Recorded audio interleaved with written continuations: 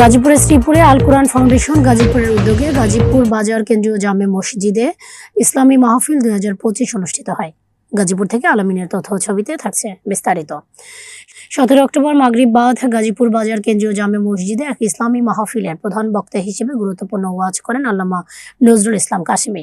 ইসলামী মাহফিলে সভাপতিত্ব করেন হাফেজ মাওলানা মুফতি মুস্তাফিজুর রহমান। প্রধান অতিথি হিসেবে উপস্থিত ছিলেন advocate Nasimul Hasan Mondal, assistant attorney general Bangladesh, এবং বিশেষ অতিথি হিসেবে উপস্থিত ছিলেন মোহাম্মদ আবু বকর সিদ্দিক, সভাপতি গাজীপুর বাজার এতিমখানা ও দারুল উলুম মাদ্রাসা। গাজীপুরের মানুষ ভালো মধ্যে বোঝেন, যুবক ভালো মধ্যে বোঝো, হিসাব দিতে হবে।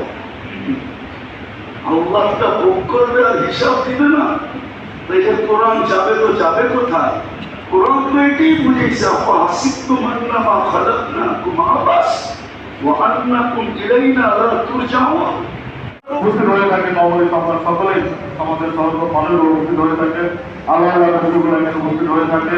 নারী পুরুষ কবুল হয়, যার যে পেরেশানি আছে দূর করে দেন, প্রয়োজন আছে মিটায় দেন, অসুস্থ আছে সেবায় কামেলা আকেলা দায়মা ইসলামের নসিব করে।